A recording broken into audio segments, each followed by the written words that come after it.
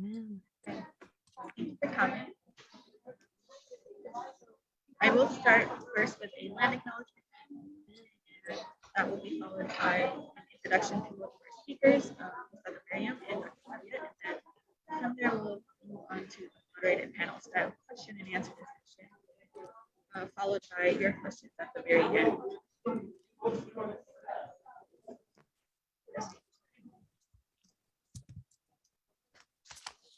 All right.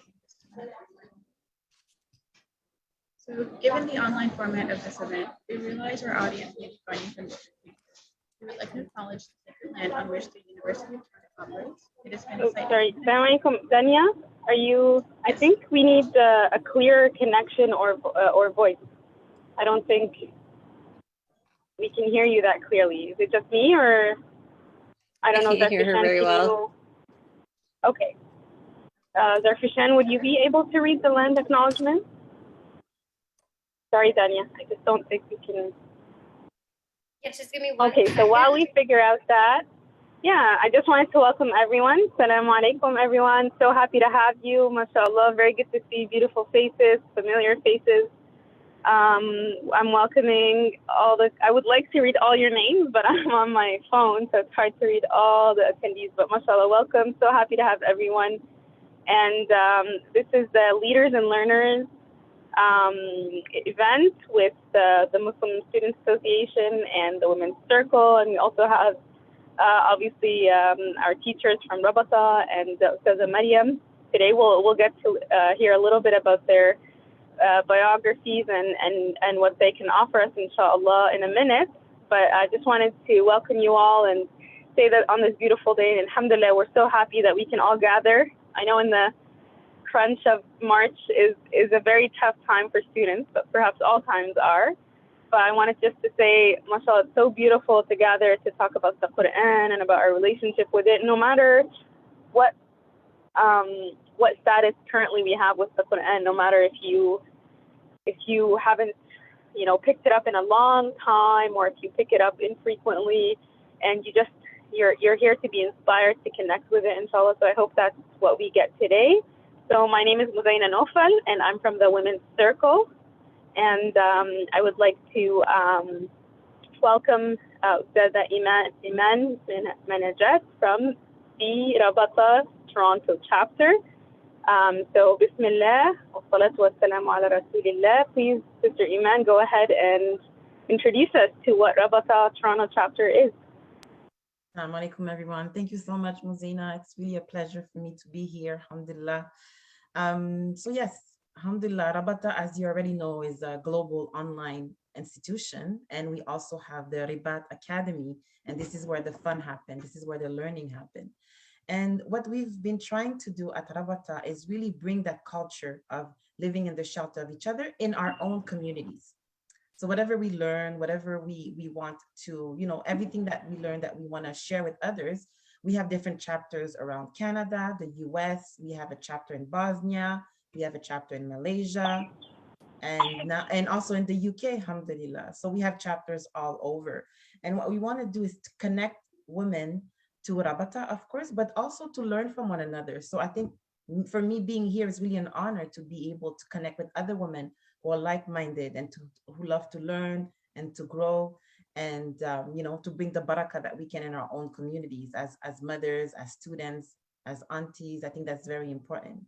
And really follow the Rabata ethos of creating positive cultural change through educational experience.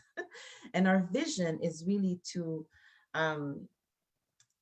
what we see, it's a vision, it's a rising tide of Muslim women teachers, faith leaders, and community stewards in a digital, local neighborhood around the world. That's what we want to do, basically. So we have a chapter here in Toronto, and we follow the same ethos, really trying to find people that are alone. That's our focus, people that are alone, that don't really have community. Toronto is such a big city, you can easily get lost. So that's one of our focus. We've been doing book clubs, little gathering here and there. Since COVID, we've been online.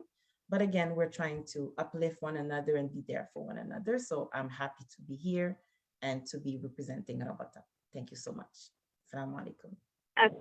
Thank you so much, Ustaza Iman. MashaAllah, it's beautiful to hear about Rabata. And, I've taken courses with Rabata. It's a very beautiful, beautiful experience and institution. And honestly, I'm inspired by anything women-led, women-focused, women spaces. They're just very, very inspiring, mashallah. And that's partially why we had created the Women's Circle. I mean, the MSA always does amazing work on campus, and the Women's Circle is there just to provide a special place for the women's specific needs on campus in terms of Islamic education. And one of our biggest goals is to connect Muslim women students on campus to women scholars across the world. So we've been doing that. We had a good streak for like 4 years of hosting only women Muslim speakers until we had Sheikh Mendez a couple of weeks ago. That was our one exception for during Black History Month. But we've been so honored on campus to have a group of very good, mashallah, Muslim women come together on a weekly basis. We call it the Circle because we implement, the Circle halaqa traditional style of reading Quran together, studying it, and also holding social and other events together. So in a way, we are inspired by institutions like Rabata, but on our mini scale on campus. And so it's not a surprise to host these beautiful speakers today that we'll meet in a minute. And we'll have about 45 or 40 minutes of pre-prepared questions that they will speak to, and then inshallah we'll open it for a few minutes after for anyone from the attendees who would like to have a question or a comment and have a conversation with our teachers today. So next I will introduce maybe Hizar Fishan from the MSA to tell us a little bit about each of our speakers, and then inshallah we'll get to hear directly from them.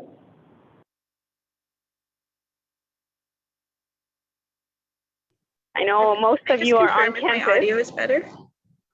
Yes, it is. Okay, hopefully it stays like this. I'm so sorry about that, but I will start with the speaker introductions now. So I'll begin with Dr. Sadia. Dr. Sadia Mian is a board-certified endocrinologist who works at Metro Detroit Endocrinology Center. She also runs an online program called The Holistic Endocrinologist, where she merges her passion for allopathic and holistic medicine.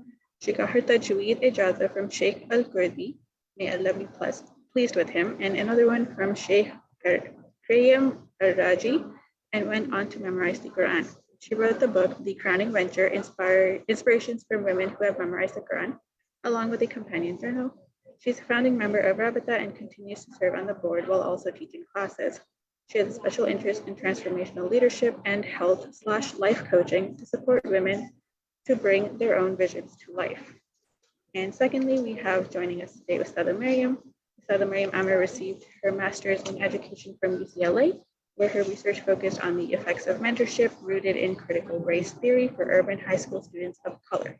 She holds a bachelor's in child and adolescent development from San Jose State University and another in Islamic studies from Al-Azhar University, and has also memorized the Quran. She is a second degree black belt in Taekwondo and writes for virtualmosque.com and aljuma.com. Maryam is a lecturer with Hikmah Institute and frequently travels to work with different communities on topics related to spiritual connection, social issues, and women's studies. And if it's okay, I'm just also going to quickly do the land acknowledgement since we weren't able to do that. And then I'll pass it on to the questions. So given the online format of the event, we realize our audience may be joining from different treaties. We would like to acknowledge the sacred land on which the University of Toronto operates. It has been a site of human activity for 15,000 years. This land is the territory of the Huron-Wendat and Petun First Nations, the Seneca, and most recently the Mississaugas of the Credit River.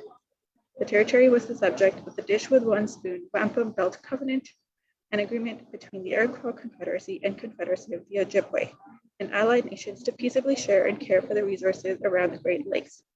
Today, the meeting place of Toronto is still the home to many Indigenous peoples from across Turtle Island. We are grateful to have the opportunity to work, worship, and gather in the community. As Muslims residing on this land, we acknowledge that we continue to benefit from the colonial injustices. It is our duty to learn, address ongoing injustices, and stand in solidarity with the oppressed and marginalized.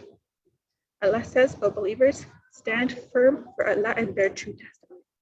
Do not let the hatred of a people lead you to injustice. Be just, that is closer to righteousness, and be mindful of Allah. Surely Allah is all aware of what you do.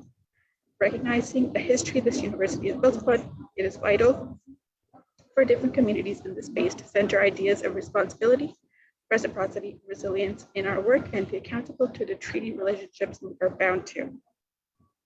Okay. Mashallah. So actually commenting on your biographies, basically we have two boss ladies here, mashallah. So we can't wait to hear more about all your achievements, mashallah. And if you want to connect with Dr. Sadia and Ustaza Mariam later, we'll also post their handles on Instagram or their contact information. Thank you so much, Dr. Shan, for the intros and for the land acknowledgement. I don't know, Mariam, if you have access, can you read us, please, the first question? And again, welcome to our guests.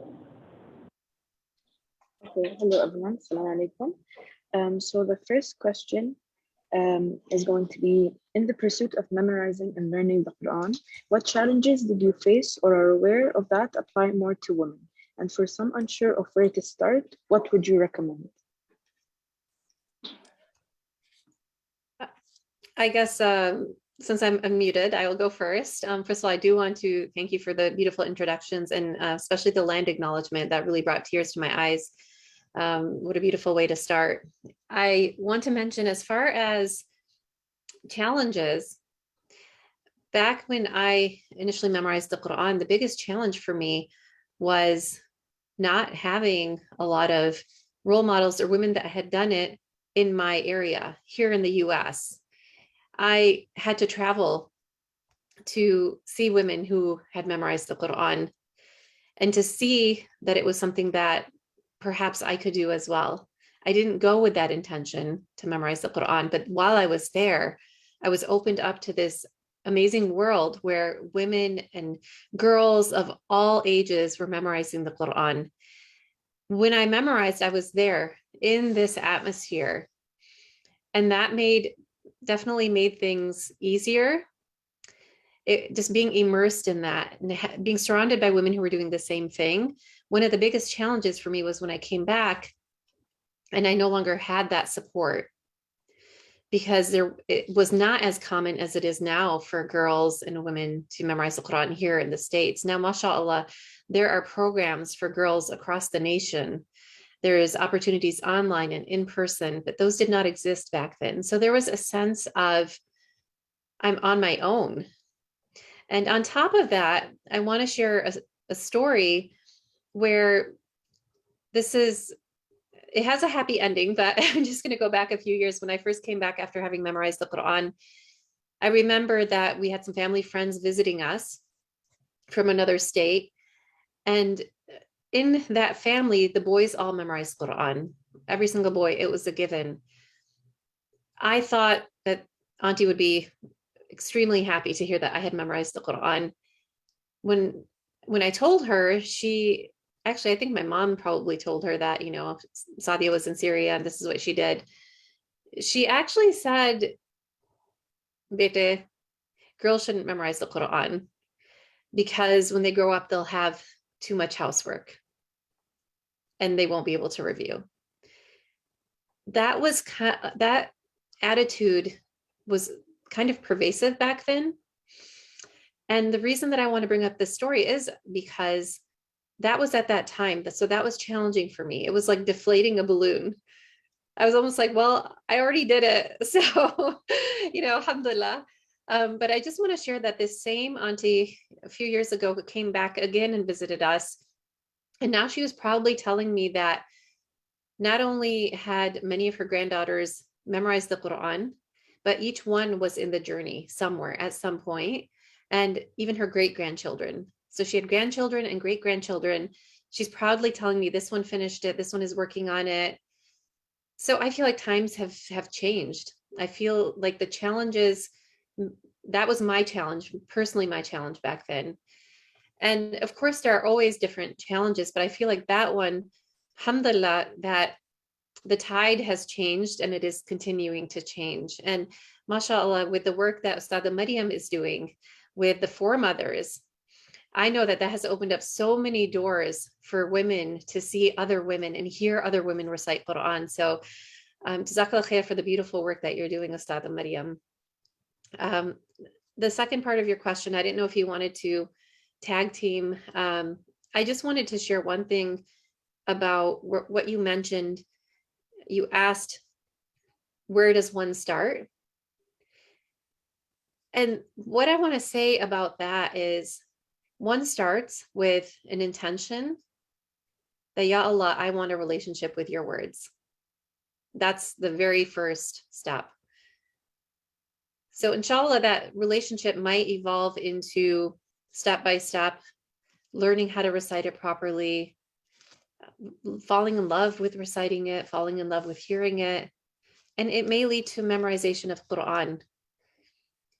And it's okay to start out with that intention as well. But the most important thing is loving the Quran, having a relationship with it.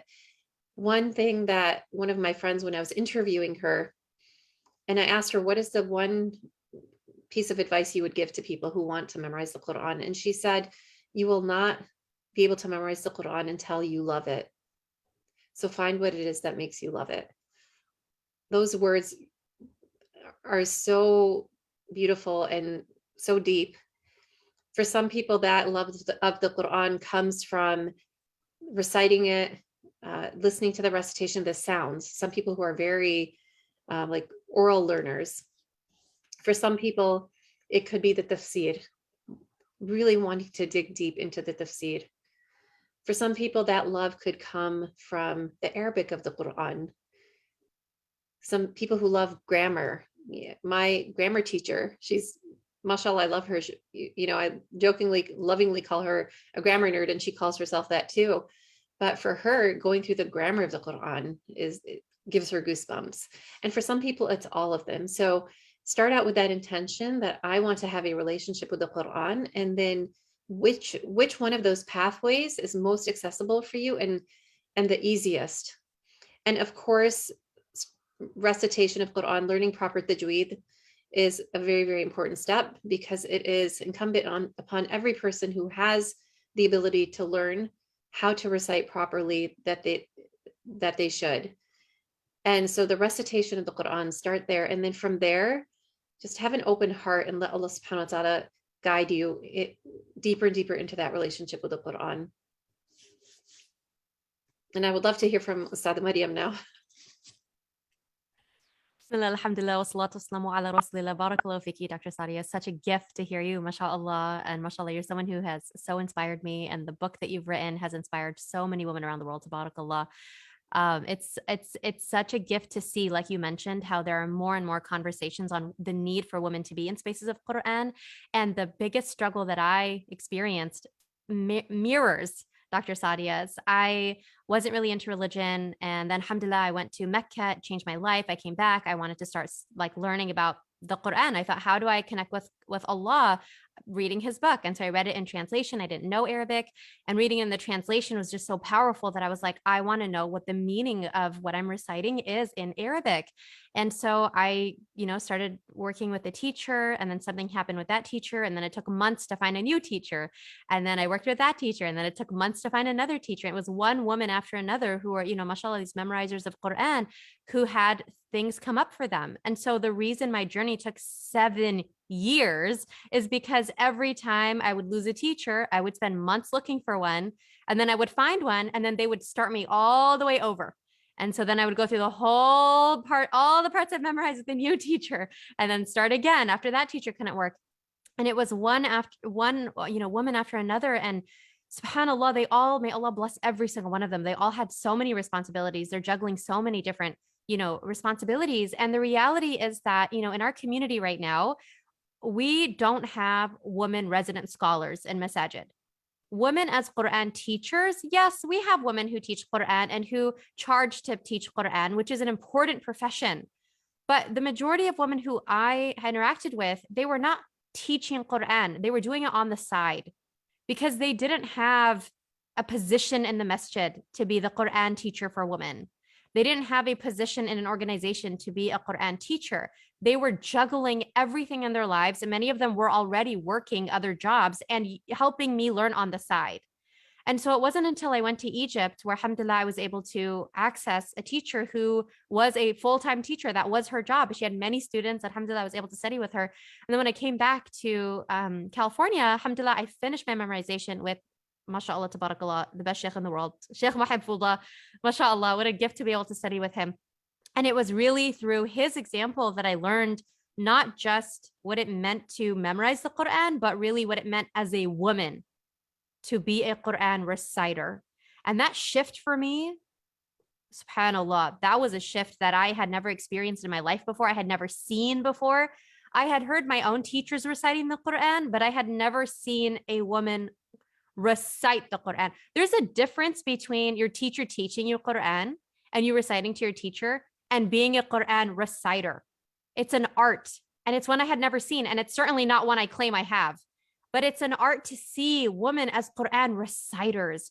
And so he is the one who really helped me start looking at this part of my life and this knowledge that's, subhanAllah, from the beginning of the time of the Prophet sallallahu alaihi wasallam, from the beginning of the time of the revelation, subhanAllah, how women's voices have been a part of that process. But really, just like Dr. Sadia mentioned, the biggest challenge for me was the modeling, was seeing other women, was accessing other women.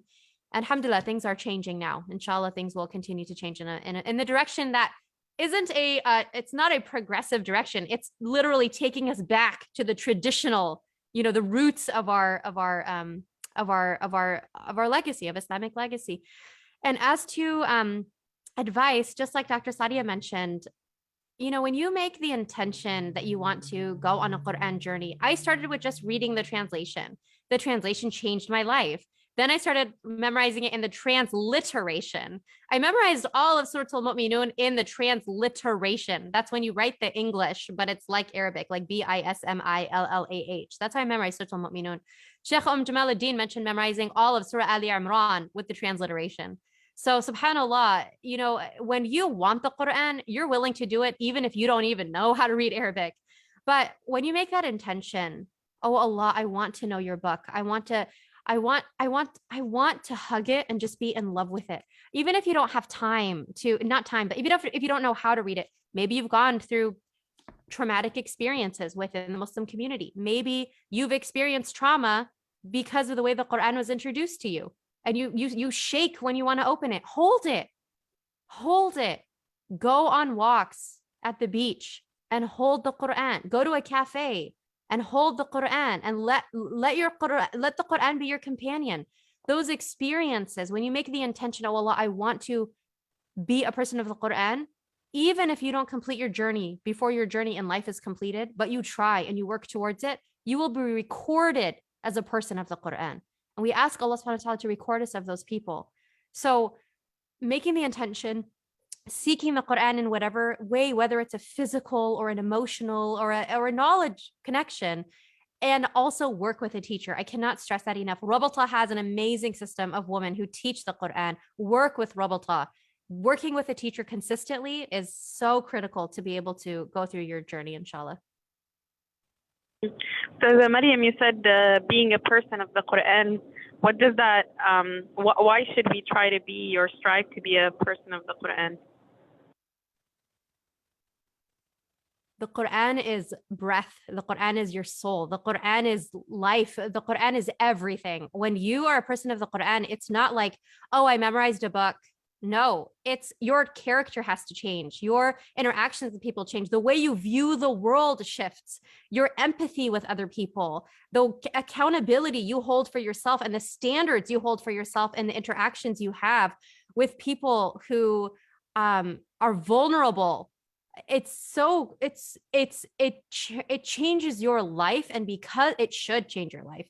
And when it changes your life, you are able to create that change in the world around you. And if it's not changing your life, there's a problem. If you are memorizing, the Prophet sallallahu alaihi wasallam, warned us of this. of people who might recite beautifully, but their actions do not reflect the Quran. A person of the Quran is not just someone who knows the whole Quran. It's someone who, when you see them, like the Prophet ﷺ, you think about them, that person is a walking Quran. The morals that they reflect, the way that they carry themselves and their religion is a gift to the world, honestly. And that's not to say, I don't think I'm a person of the Quran, so I'm not trying to say that. I'm not trying to describe myself as this way. But what I'm saying is, when you see someone like that, and someone who is so kind, even when people are so harsh to them, someone who is so generous, even to people who are stingy to them. And I'm not talking about someone in your personal life who's oppressing you. I'm not talking about that. I'm talking about situations where you could technically seek revenge, but you choose to do something differently. And again, not when you're personally oppressed. I'm talking about general situations.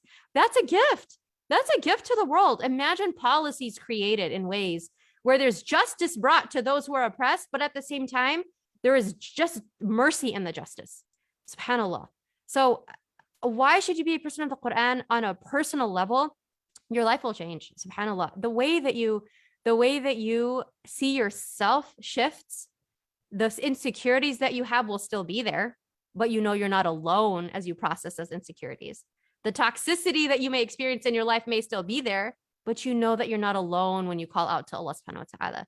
And you open the book and you close your eyes and you point to a random ayah. And when that ayah is exactly what you're going through, subhanAllah, you know you're not alone. Knowing that you have that connection with Allah subhanahu wa ta'ala, that it's not just in this life, it is forever. And I think this is one of the things about the Quran. There are so many times where we believe in Allah subhanahu wa ta'ala, we believe in the hereafter, we believe that it's the truth. But as human beings, sometimes you're just like, is this really real? Is this actually going to come to an end? What is actually going to happen when I die? And then you go back to the Quran and you're like, you are the truth, Allah. You are the truth. And there's no one who will be with me but you. Having that relationship with him, subhanahu wa ta'ala, it's one that allows you to be more grounded in the relationships you have with other people too. And I'm sure Dr. Sadia has way more wisdom to share, inshallah. Yeah, you remind me, Ustadha Maryam, of actually a story that I read in Dr. Sadia's book about a person, one of the learned people she describes, who is struggling to memorize an ayah about Hajj. And when she seeks advice on what's going on, why is she struggling to memorize it? I think, if I'm not mistaken, her teacher advises her to make the intention to go to Hajj, and then once she makes the intention, she's able to memorize that verse. So if I'm not confusing the stories, but you said, yes, it changes you, and it even changes even internally, that a simple thing as the intentions you have in life. Now you're making all these intentions of being the person that the Quran speaks about. And Dr. Sadia, if you could speak a little bit more to that as well, like how the Quran has changed the people you've met, and how you see it changes people around you when they are becoming people of the Quran. Yeah, that was so beautiful what you said, Ustadha Maryam.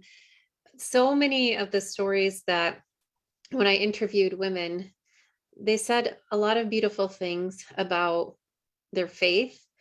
One in particular, the way she said it, I asked her, what changes did you notice in your life after you memorized the Quran? And she said, I feel like Allah subhanahu wa ta'ala has got my back.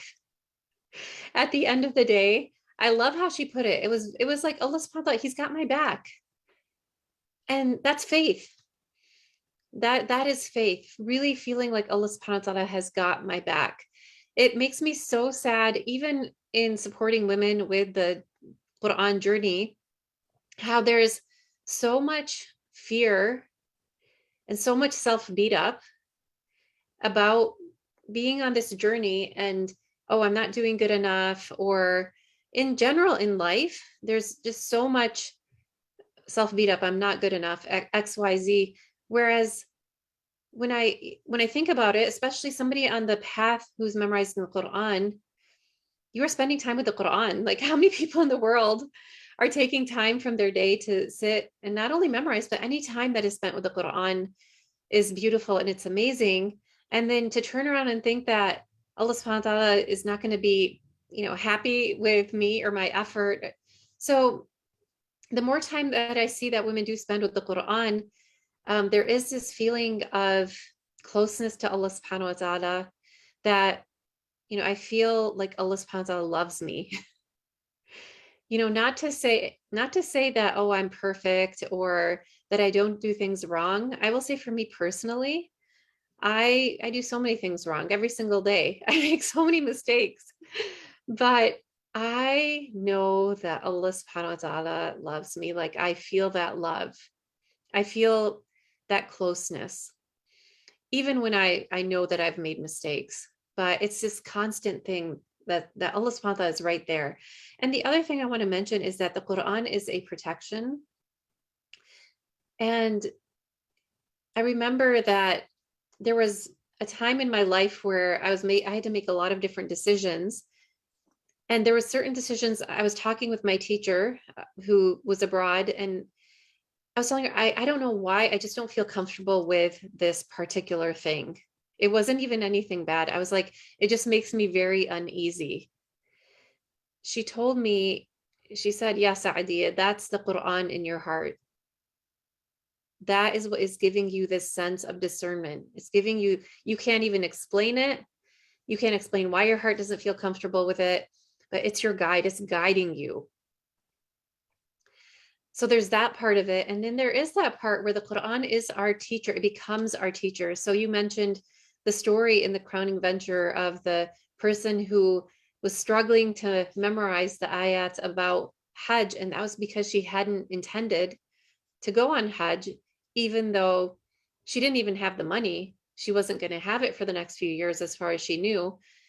So she didn't make an intention. But once her teacher pointed out, have you made an intention to go for Hajj, regardless of whether or not you have the money, regardless of whatever human things there may be that could stop you, like money or travel or having small children, but did you make an intention? The moment she made that intention, she was able to memorize that verse.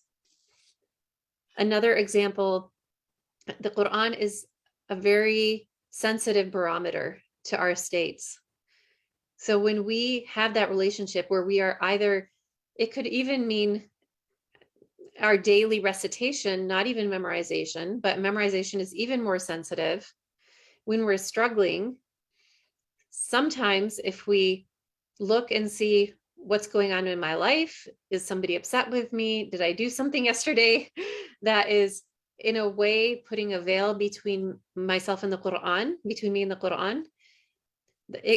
We become very aware of that, and we don't want anything to come in between us and the Quran.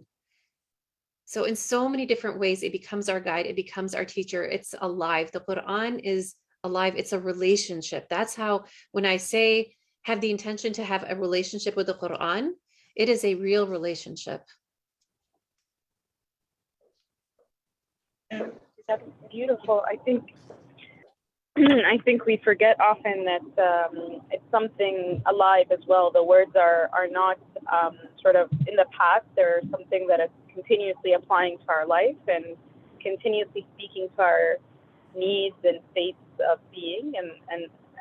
And I think that we can tend to think of it as just another book, right, with words in it. Maybe, of course, more beautiful words, the words of Allah, but we might classify it as words written in a book, and that's it. And instead of that living, dynamic sort of understanding of the Quran and how it can change us, like both of you, mashallah, spoke to. I remember, Mariam answered you guys had also a question about techniques or more practical kind of skills. That, can you read it for us? I think it was number 4 or. Yeah, I can. Sorry. Go ahead. Sorry, I can read the next question. So actually, before we get to that one, just because I think it's a little bit more of a fluent translation, I wanted to ask, can you touch upon some things in your life that you have seen improve for the better after your journey of memorization with the Quran?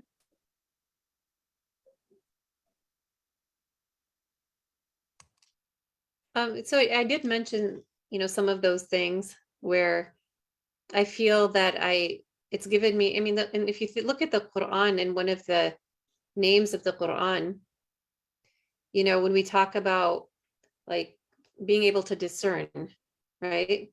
So Furqan, al-Furqan, it gives you that ability to, it gives you your heart, it brings your heart to life. I would say that the Quran is, it's like an IV. You know, there's memes and stuff out there that I've seen where it's like an IV is, you know, giving this person a boost, you know, of Quran. But when I think about it, that really is a good analogy, because oftentimes what is an IV doing? It's keeping somebody alive, and it's help giving them the fluid that they need for their heart to beat. And something happens when you memorize the Quran. You literally do feel it inside of you. You can feel your heart start to beat. And these are not palpitations that can happen if the thyroid medication is too high. I mean, this is like, you know, the heart is beating. It is beating Allah subhanahu wa ta'ala's name. So that's part of what it means to be a carrier of the Quran. Other things that I noticed, and I'm going to just share a story from when I came back from Syria the first time. And that summer, I spent 4.5 months devoted to the Quran, reciting day in and day out to get my ijaz and tajweed. That's when I fell in love with the Quran. When I came back, my first day of medical school, so 4 days after I came back, I started medical school. My first year, we had these icebreakers. We were in small groups. We had to go around, get to know each other. And one of the icebreakers that we had was we had to write on note cards one thing that we want to give to people, and then one thing that we want to take from them. And without fail, every single person wrote something to the effect of, I want your inner peace. I want to take you. You seem so calm. You know, you seem so happy and content. Like everybody wrote something like that. And subhanAllah, I had just come off of this immersion with the Quran. And the interesting thing is, because I don't necessarily would not have classified myself as, a very, you know, calm Zen kind of person, but I hear that a lot. I heard it then. Still, sometimes people say that to me, and it's, you know, I don't consider myself that kind of person, but they are really sensing the Quran inside of me. So what they are sensing is really that, you know, it's in there. Even though I'm not a perfect person, I make so many mistakes. Sometimes, you know, I put my foot in my mouth, but the Quran that I spent the time with is what people are feeling when they're around me. And so it's just really beautiful to, when we say, what is a carrier of the Quran? That's partially what it is. We are carrying it around. People are sensing it, you know, regardless of who I am or anything else. And it becomes a participant in the interaction. So it's me, the other person, and the Quran. And, you know, it's really beautiful when people say that and they feel a sense of peace.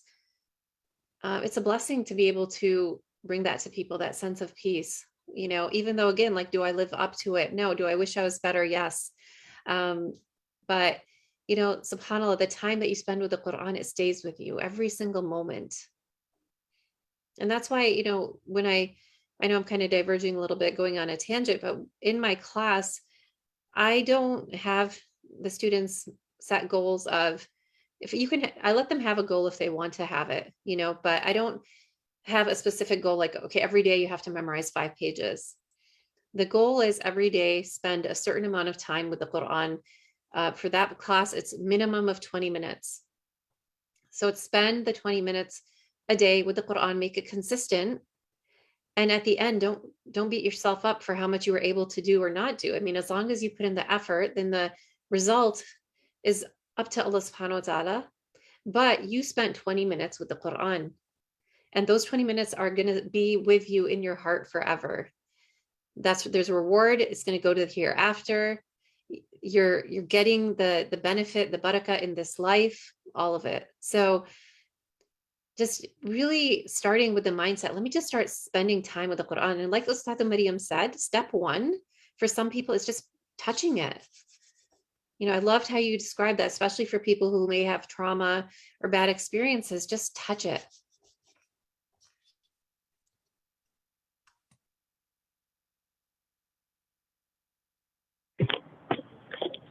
Ustad Mariam, do you have something to add to that about changes in your life?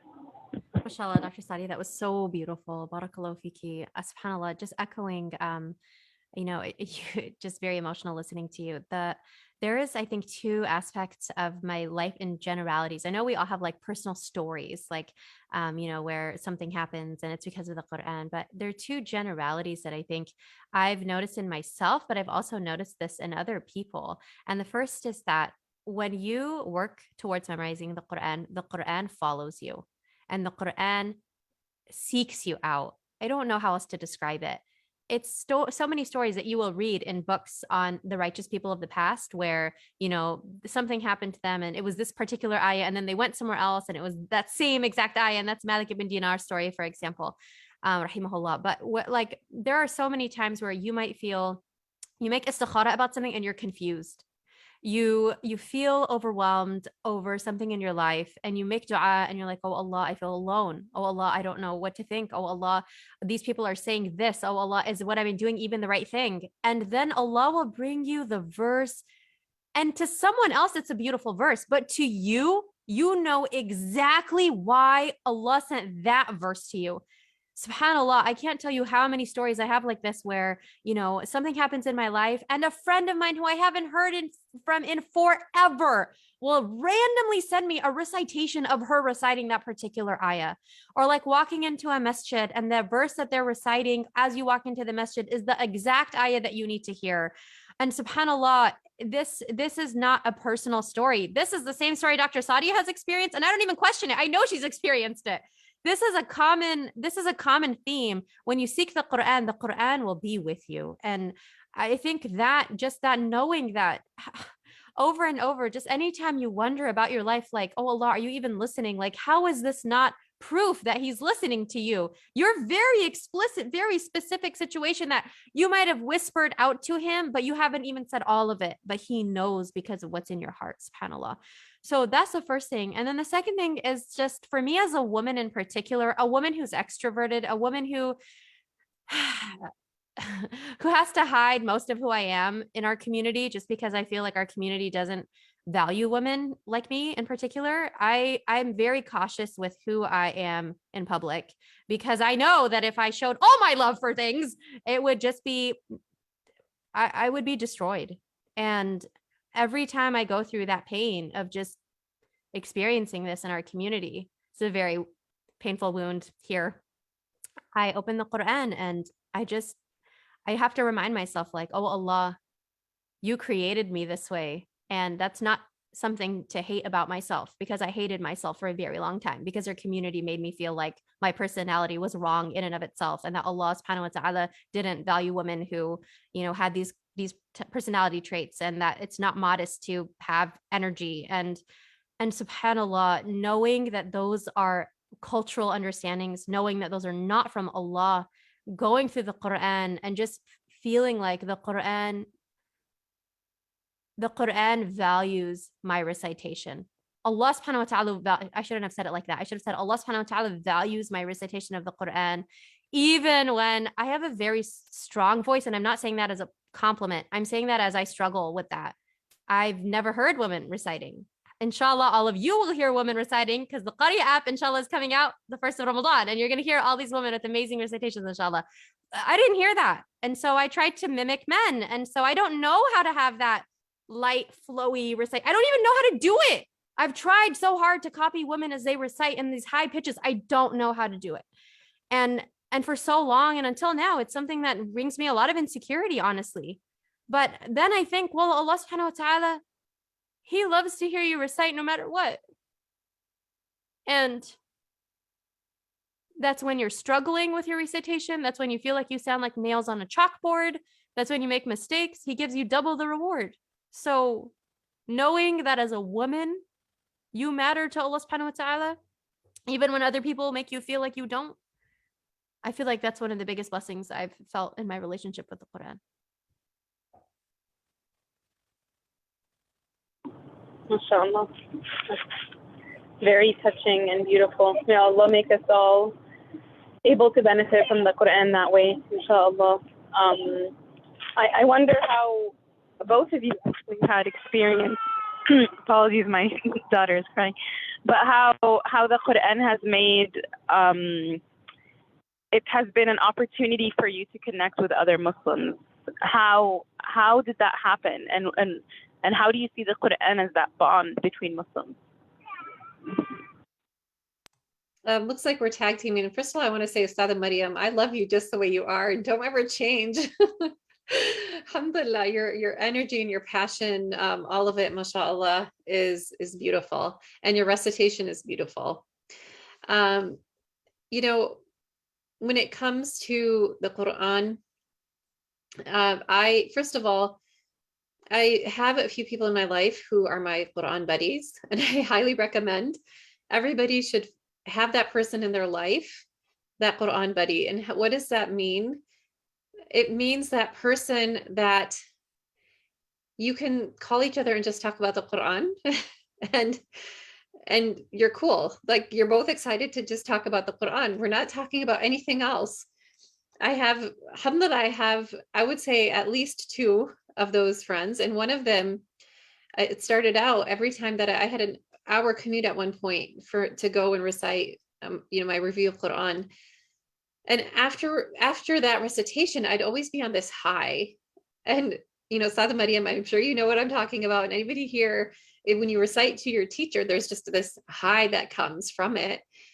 It's, even if you spent a lot of time preparing pages, but there's something that happens at that point. There's some kind of opening that's really beautiful, a fatuh. And so I want to share this with somebody. I'm driving home, and so I'd call her, and she would know the minute she'd pick up the phone. She'd be like, "You had this Mian today, right? You recited."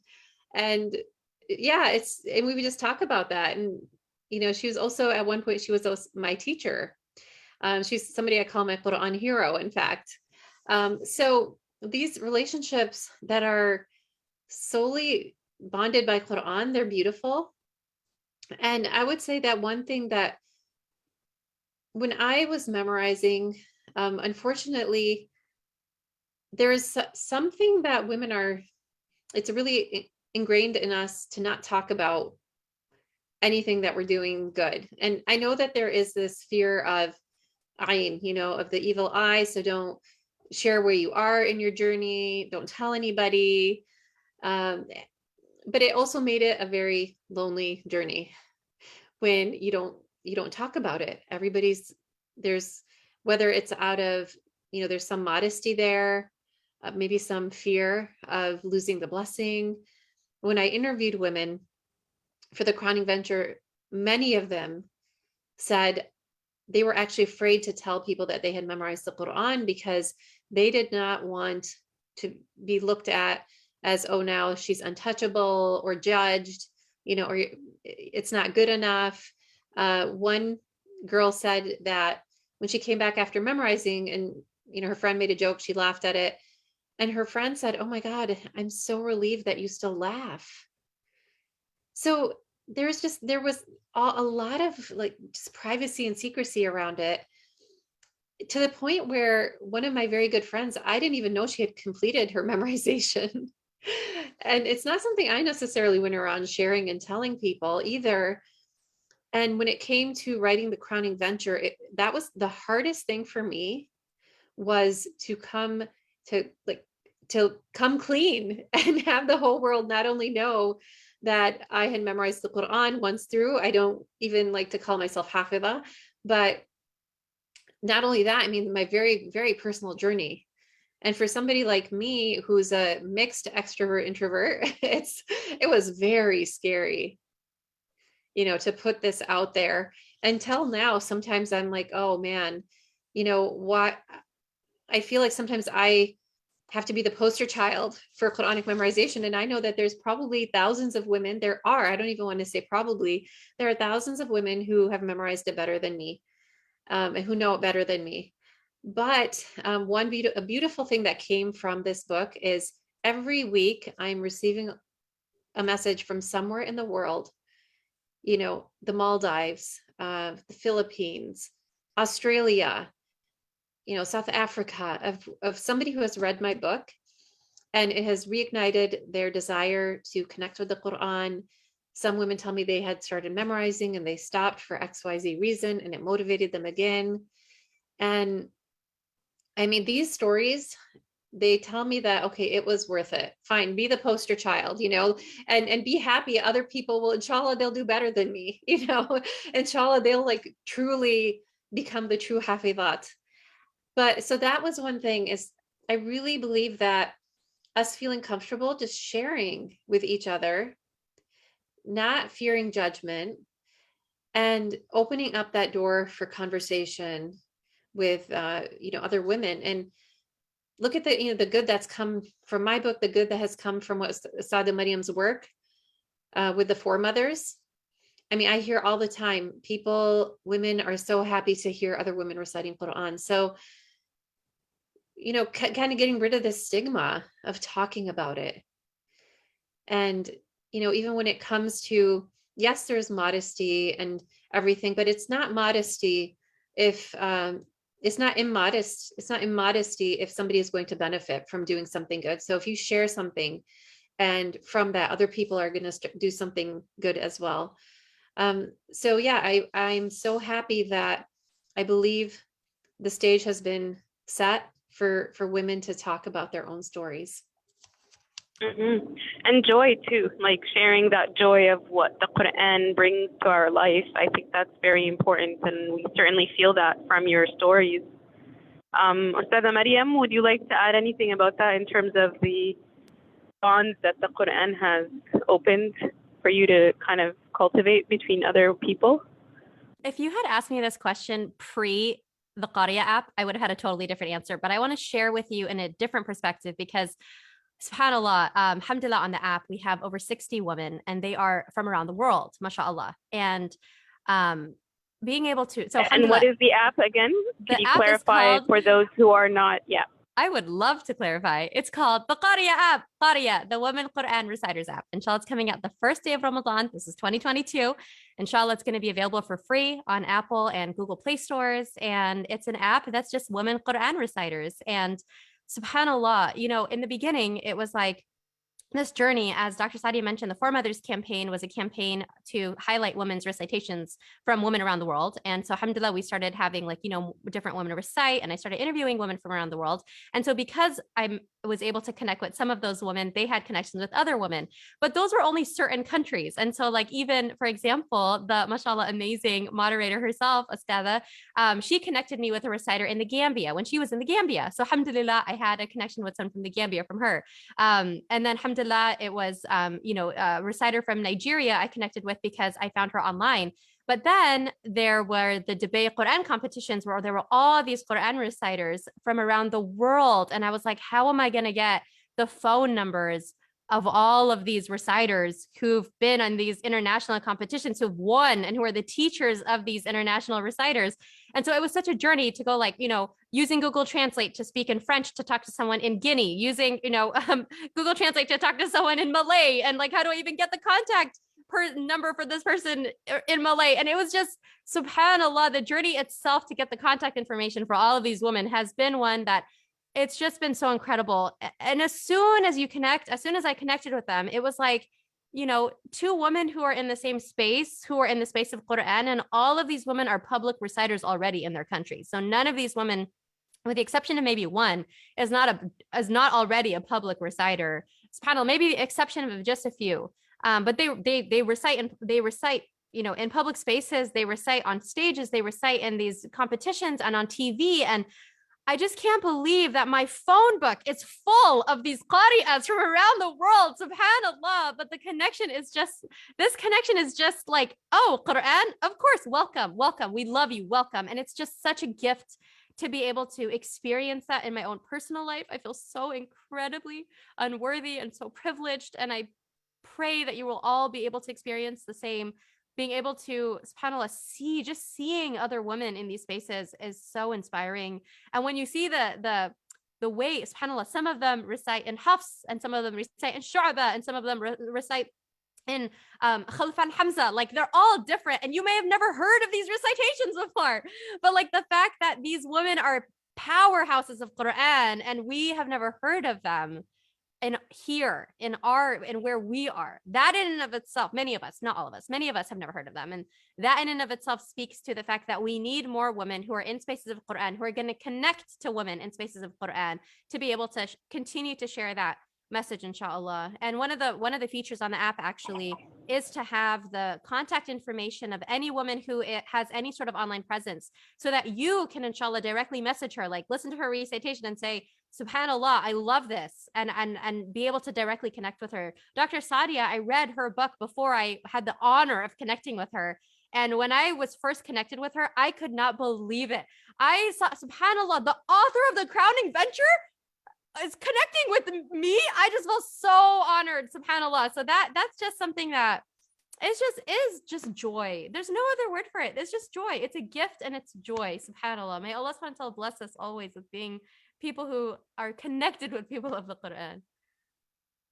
I'm sorry to keep you. I know, Sister Maryam, you have to run, but I have so many questions about the process of creating this app. But one particular pressing question seems to be talked about, like countries from all over the world, people from there, and what can you say you learned about culture and tradition and Islam and the difference that plays in terms of female women reciters? I'll share with you that when we first announced the app, it was the beginning of the year, and there was a huge response, alhamdulillah, like a very positive response overall, mashallah. But there were also, the people who said, well, what are you talking about? This is haram. I don't support this. What do you mean? And those are expected, and that's okay. It's a difference of opinion, no problem. But when I spoke to the qariyas, because we have different lists of qariyas, and when I shared with them like the different feedback we're getting, their response was, what do you mean women shouldn't recite Quran in public? Like they were generally confused because they had never heard this before. They were literally like, I've never heard that before. What do you mean? Who said that? And subhanAllah, the fact that that was consistently the reaction from women around the world showed me how we really are a product of our upbringing and the cultural norms that we create in our communities. And if you had been raised with a cultural norm, like, subhanAllah, like Sheikha Atiqa Suhaimi, she's from Singapore, from Singapore. And she was telling me that, women, boys and girls, when they're young in elementary school, they learn maqamat, like the ways to pitch your voice with the Quran in elementary school. Like you take PE as a sport. It's just part of the curriculum. Like subhanAllah, when I was talking to these women, like Sheikha Maryam Quraimi, she's in Algeria. And I was like, what's the culture like? Like, has anyone ever said to you, women shouldn't recite the Quran? Because she recites the Quran on television with her sheikhs. So you'll see, if you actually scroll down through my Instagram page, it's at TheMaryamAmir. Sorry, I wasn't trying to plug myself. I was trying to show you where you can see it because it's not on her page. You can see her reciting. She recites part of an ayah. Then her sheikh, it says on television, recites a part of an ayah. Then another sheikh recites a part of an ayah. And then they all recite the ayah together. And this subhanAllah, I've never been exposed to something like this before. So I asked her about it. And I was like, do you get pushback? And she was like, where are you from? And I was like, California. And she's like, literally with her head, like, listen, maybe in California, women don't recite the Quran in public. But here, this is the norm. And women compete against men and women win. I was like, Allahu Akbar. Imagine if women were exposed to that. And it's not because we need to win over men. We are brothers and sisters who are allies with one another. Their scholars are men and women, and they teach each other and they work with one another. That is Islam. The beautiful camaraderie, the beautiful allyship in this knowledge. But subhanAllah, the fact that over and over for them, they were like, this is our culture. This is our norm. This is women being a part of Islam. I just feel like the disenfranchisement that women feel here how many of us know someone who has left Islam? How many of us know a woman who doesn't feel connected to Islam at all, who doesn't want to go to the masjid, who has more pain entering the house of God than she does the mall or the movies or her school? Like, we have serious trauma when it comes to many Muslim women who've experienced spaces that are filled with pain. And until we give women the physical, until we change the culture, we change the physical experience that women have, why do we think that things are not going to change? Like, how are we going to change things by just blaming and shaming and guilting women more? Instead, let's change the culture so women see how big of a role our voices play in our religion and how much they've played and how they play all over the world. We just need to create that culture for us here as well, inshallah. MashaAllah. May we all be agents of positive cultural change, inshallah, as the Rabata message goes. I'm so cognizant of the time, but I'm hoping you still have time for questions, Ustadha Maryam and Dr. Sadia. I can If stay you're for okay 10 with more it, minutes. I can stay for 10 more minutes, but I would love to hear Dr. Sadia. So please keep going with questions. Perfect. Yes. Do any of the attendees want to unmute and go ahead with their question? I just wanted to add, if you are unable to unmute, you can also send your message in the chat or send it to me and Mariam Asser personally, and we can ask on your behalf. But yes, the floor is open. Please ask your questions. I think we'll go for 10 more minutes and then wrap it up from there, inshallah. Tanya, go for it. Jazakallah khairan for everyone involved in this session. It's been absolutely incredible. And again, echoing your statements, these types of spaces are so rare. So I really, really appreciate them. I think my question is going to be, I know like sometimes I struggle between deciding like, what should I do? Should I be reading? Should I be memorizing? Should I be doing more tafsir? Like, how do you manage, like, how do you figure out how much time you should allocate for each? Yeah, just because I know like, sometimes I'll be overwhelmed with memorizing and then I'll do reading, but then, like sometimes I'll even, sometimes slack off with that. So how do you go about knowing what to do on each day?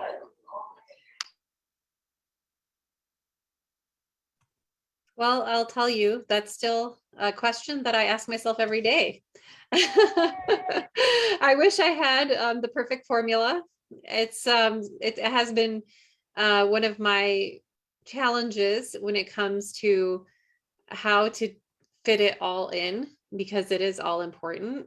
I remember prior to going through and memorizing the Quran once, I had a certain amount, certain surah that I would read every single day, and that was my wird of the Quran. And now, oftentimes that time, because although time is a human construct, if we really, I don't like to say I don't have time, because the more I say that, then I really won't have time. And time can expand or contract based on the barakah in the time. However, I have found that the time that I've allocated for Quran, oftentimes I'm using it for review. And so what I used to do before, I don't have the same wird that I had before. Is that right, wrong? I can't say. All I know is that, okay, I'm spending time with the Quran. And right now, this is what, today, this is what feels like the best thing to do at this time. There are days where I will say, no, I really actually need my full Baqarah and An'am, like, so really just getting to know yourself and realize, for me, being a physician working full time, and I know Ustadha Maryam has a very busy schedule in life as well. The only time I really have is the morning. So that time in the morning, before Fajr, after Fajr, before I go to work. And so it's limited, even though inshallah, I love it when I can feel the barakah in that time. But, I do the best I can, and I have made a priority that, okay, let me get in my time for review. And, but at the same time, having that flexibility that, okay, guess what? If one day instead, maybe I'll read read Baqarah and An'am instead, giving myself that flexibility and grace and realizing it's all time with the Quran. And actually even, reading through a surah is review of Quran. So, I mean, that's kind of how so I don't have a great answer for that. And of course, like with tafsir and everything else, I think it really helps to be in a class where you have a schedule, you have a teacher, you have assignments. That's really helped me because I did, and subhanAllah, years ago, I don't know if all of you even remember this time, but the internet was like not around, it wasn't, or it was brand new. And we didn't have all these opportunities to take classes online, to listen to lectures while driving. But now with that, those opportunities are there. And I highly recommend, especially when it comes to tafsir, find a class with a qualified teacher, and that'll keep that part on track. And then I think really the struggle is, okay, like, do I do my daily rest? Do I read a juz a day? Do I do my review? Like, do I, memorize? And again, I think just, do you divide up your time to what feels right for you? And also have that like flexibility where one day you might change that up, and it's okay, as long as, okay, this is my Quran time. And I'm not skipping my Quran time. It's just going to look a little bit different. And Ustad Mariam, I would love to hear your answer to this one. I really wouldn't add anything. That's subhanAllah, exactly what I would say. May Allah bless you so much. Sarah, you had a question? Go ahead. Yeah, Jazakumullah khairan for this gathering. It's really beautiful. The biggest thing I struggle with is like the imposter syndrome, or like that idea that I need to look a certain way, or my hijab has to look a certain way, or my actions has to look a certain way. So I found that when I start memorizing, that's the biggest barrier to keep going. Because I'm like, no, but like there's other things to fix. How do you deal with that? Yeah. The Quran is your doctor. And for me, the Quran is what changed me internally, and that impacted the way I felt externally. It impacted everything externally. I wouldn't focus at all on, okay, like I don't dress a certain way, I don't look a certain way, and I'm not interacting in a certain way. Like, don't think about all of that at all. Don't even worry about that. Just focus on your relationship with the Quran, because anything else will naturally happen. It's a natural consequence of connecting to the Quran. So when you think, when you think of someone who has a goal in terms of like whether it's a workout goal or a health goal or any type of goal, and you look at them in the middle of their goal or the beginning of their goal, and you're like, oh, you're never going to do that, or oh, subhanAllah. There's so many ways people can judge you, and so you have those voices in your head, and you're like, oh, maybe people see me in this way, I'm seeing myself in that way. And instead of that, take a step back and think, how is Allah viewing you? How are you in the sight of Allah? And I know sometimes we still feel that way. Well, in Allah's sight, I'm not doing these things, therefore I'm not worthy of the Quran. No, Allah subhanahu wa ta'ala loves for you to come to the Quran in any state that you are. You're seeking him, you're seeking his words. And the barakah of just being with the book will slowly impact, inshallah, every other action. So instead of thinking about the outcome, focus on the process. Focus on the process of the connection, and inshallah, you'll see the results. And Dr. Sadia is an actual doctor, so inshallah, she will be able to answer. That was beautiful, amazing. The only thing that, I exactly like you said, it is important to remember, again, this is just between you and Allah subhanahu wa ta'ala, not only your journey with the Quran, but even, every part of your faith. So in the Crowning Venture, I do mention that how some people will say, okay, I can't memorize the Quran because actually I made the analogy of hijab, people saying I cannot wear hijab because I'm not perfect.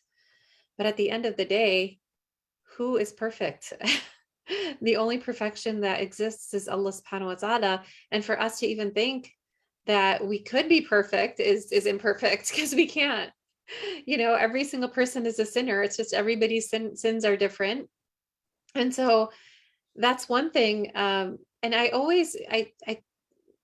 really stress with my students, when you have that voice, and oftentimes it's either nafs or it's shaitan who's whispering things to us. There's really no other voices there. If there are, please see a doctor. But there's nafs, there's shaitan, and that are calling us to do to pull us away in a way.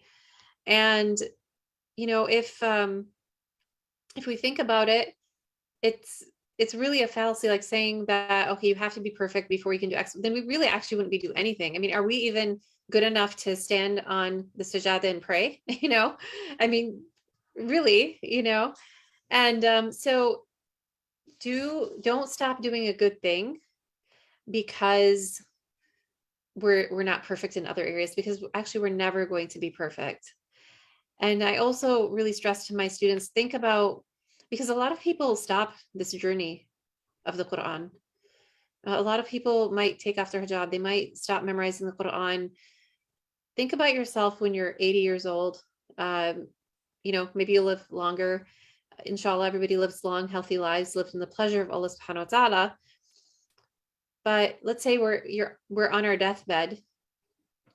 When I look back, what do I wish I had done?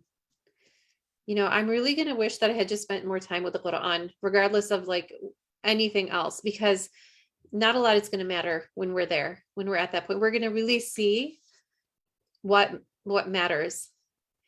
And so all these other things that come, like imposter syndrome, that I'm not good enough.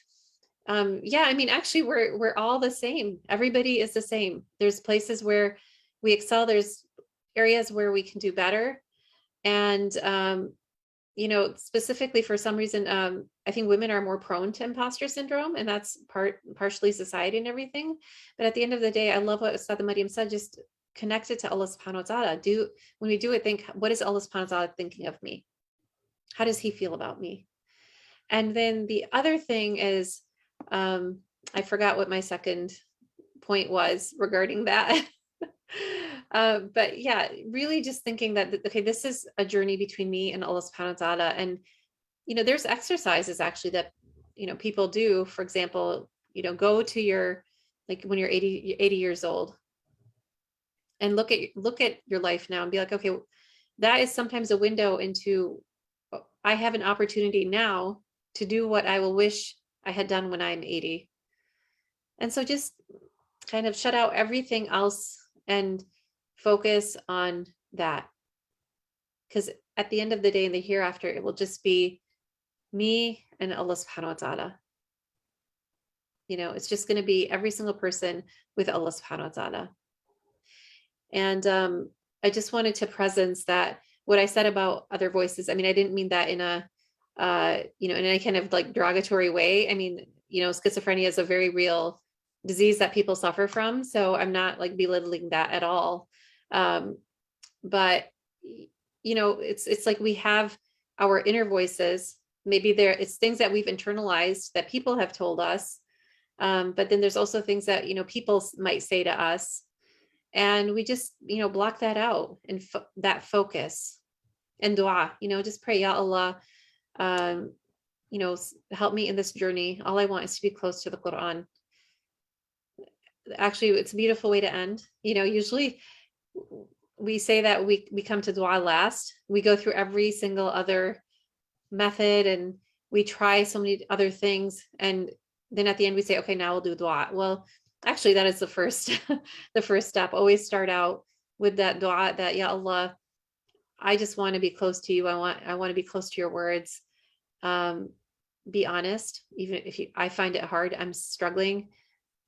And whatever that may mean, I'm struggling with the actual act of like recitation or memorization. And I'm struggling because I don't feel that I'm worthy of this or good enough. But Ya Allah, please, in your mercy, bless me with this blessing of the Quran. Inshallah, thank you. Ustadha Mariam, what's one dua you could leave us with that you have practiced over the years in terms of your relationship with the Quran?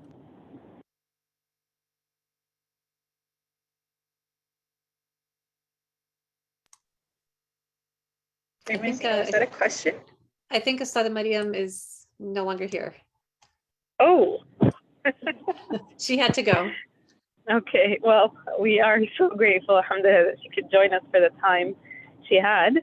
I think we have a few more minutes with you, Dr. Sadia, if I'm not mistaken. Are you still okay with us going to perhaps 25 minutes? Yes, like that's fine. 5:25. Okay. Anyone would has a question that they would like to ask Dr. Sadia? This is your chance. Who? Nazneen, you can go ahead. Nazneen. Hello? Okay, go ahead, Nazneen. Assalamu alaikum. Can anyone who memorized the Quran teach the Quran? Are they qualified to teach if they just memorize? That's a good question. Welcome, Nazneen. Really, there's so many different levels of memorization. If a person is going to teach Quran, the best is to be certified. So I went through a very rigorous process of getting my ijazah, my certificate to teach the tajweed.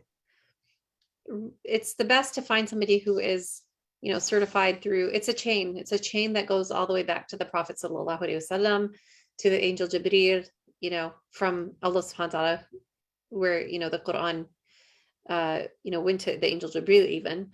So being a part of that chain, it's a blessing, and it's really that we know that this person has gone through this process. And now, does it mean that there are people who have memorized who cannot, they could even be a better teacher than somebody who has an ijazah? Again, so it's on a case-by-case basis. Really, though, if you don't know where to start, look for a program where there are people who are certified. And again, like I said, there's people who are not certified who have amazing recitation, and I mean, they can teach, alhamdulillah. It's just also what is the record of this person as well, and kind of just being aware of that. And initially when children memorize Quran in Syria, sometimes they don't really focus on the tajweed, so they're memorizing it very quickly, without the focus on tajweed. So they can go through the whole Quran like that, and then oftentimes what they'll do is when they get older, they go through again and they go through the whole process of tajweed. So yes, people can memorize it without having the tajweed, and that's the important thing, actually, is when we talk about teaching Quran, is teaching the tajweed. And then of course, I didn't know if you were referring to tafsir as well. That definitely also should be something that is studied before a person teaches that. All right. I think we've definitely gone way over the time that Dr. Sadia graciously accepted for us. So I think we'll end there.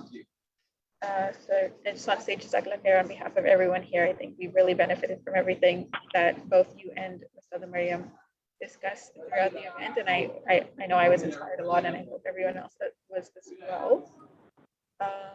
It was really my pleasure being here. Jazakallah khair for giving me this opportunity to speak with all you lovely ladies. And inshallah, I pray that you all find joy with the Quran, ease in your journey. Inshallah, it becomes a part of your lives and a constant companion. Inshallah. And thank you to the Iman as well for making it from the Toronto chapter. Go ahead, Dania. Sorry to cut you off. Yeah. Sorry, no worries. I just want to mention Zarfishan did post a couple of links in the chat. Zarfishan, if you could just post those again, because yes, thank you. So I wanted to just mention, because I didn't do it in the beginning, but we do have a giveaway as a collaboration with Firdaus Bookstore for 2 copies of Ustadha Mariam's book, The Quranic Ventures. And we're really lucky to have this opportunity, and inshallah, the giveaway form will be open for the week following this event. So for anyone who is watching the recording afterwards, and we will select 2 people at random and inshallah announce the winners following that week. And then we've also posted the feedback form. So we really do value your feedback, and I hope you fill it out. It'll take like a couple, 2 minutes at most. MashaAllah. And if Yeah. you don't get the book on giveaway, you should go and buy it. The Crowning Venture. And it's also available, Dania, I can also send you the, oh, there we go. The rabata.org, and they have a summer session that would be starting, I guess, in May or June for their classes. So their classes go on a semester or term basis, so you could always register for summer, fall, and then winter. Inshallah. Thank you so much for the team at the MSA and the Women's Circle and all the volunteers, and for all of you for attending. جزاكم الله خير. سبحانك اللهم وبحمدك نستغفرك ونتوب إليك والعصر إن الإنسان لفي خسر إلا الذين آمنوا وعملوا الصالحات وتواصوا بالحق وتواصوا بالصبر. Also happening this weekend is the journaling workshop by MC and Women's Circle. So if you guys want to go ahead and go to our Instagram or to the MC's Instagram and check out that event. And inshallah, we'll see you all soon. Thank you. Assalamu alaikum.